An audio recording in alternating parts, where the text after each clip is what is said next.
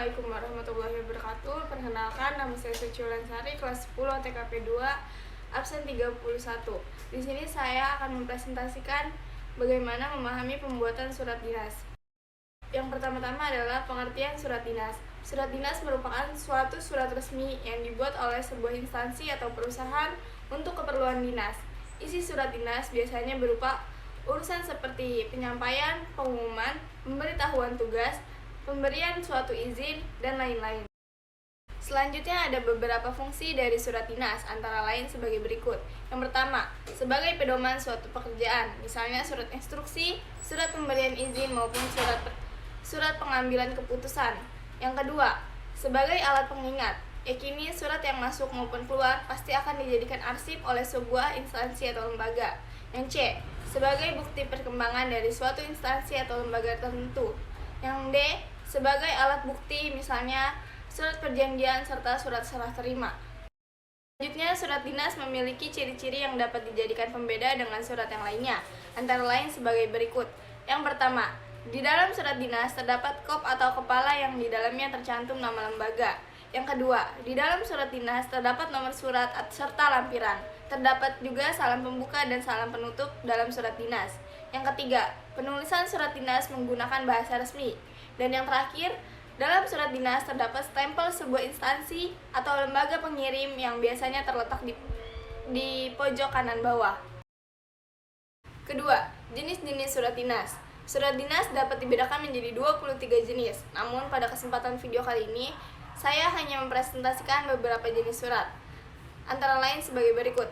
A. Surat pengumuman. Surat pengumuman merupakan surat yang disampaikan kepada khalayak umum tanpa harus diketahui siapa dan beberapa jumlah pembacanya. Yang B. Surat panggilan kerja. Surat panggilan kerja merupakan surat yang dipergunakan untuk memanggil atau mengundang seseorang untuk mengadakan wawancara atau pengujian tenaga kerja. Surat permohonan izin. Surat permohonan izin merupakan surat yang sengaja dibuat untuk dengan tujuan untuk memohon izin atau bantuan maupun kerjasama kepada instansi terkait. D. Surat undangan.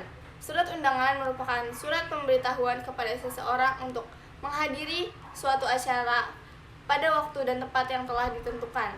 Yang E. Surat pemberitahuan. Surat pemberitahuan merupakan surat yang berisi pemberitahuan kepada semua anggota yang dituju agar mereka mengetahui sebuah kabar, berita, atau informasi tertentu. 3. Format surat dinas. Penulisan surat dinas harus memenuhi kaidah atau format yang telah ditetapkan. Format surat juga dibagi menjadi 2 bagian, yaitu syarat surat dinas dan bagian-bagian surat dinas. Yang pertama, syarat surat dinas. Penulisan surat dinas mempunyai beberapa persyaratan, antara lain sebagai berikut. 1.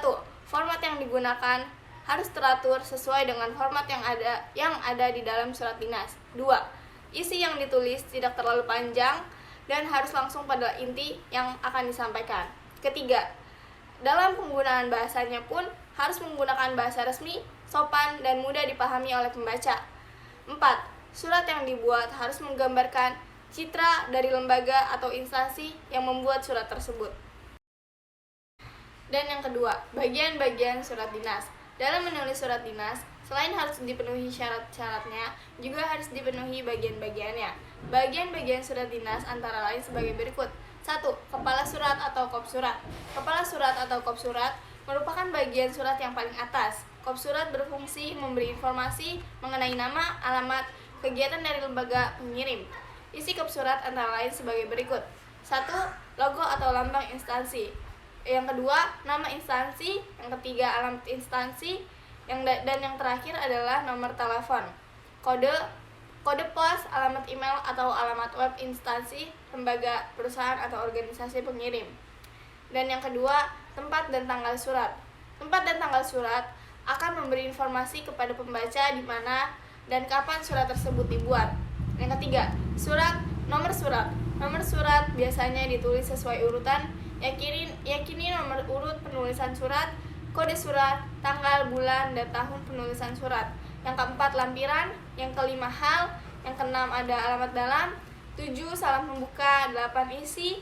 9. Salam penutup. 10. Nama jelas pengirim dan tanda tangan. Dan yang terakhir, tembusan. Terakhir dalam memahami pembuatan surat dinas yaitu prosedur penyusunan surat dinas. Yang pertama, bahasa baku. Bahasa baku yaitu bahasa yang kalimatnya tersusun dari kata-kata baku. Yang kedua, bahasa jelas atau tidak bermakna ganda, artinya bahasa yang tidak mempunyai penafsiran ganda.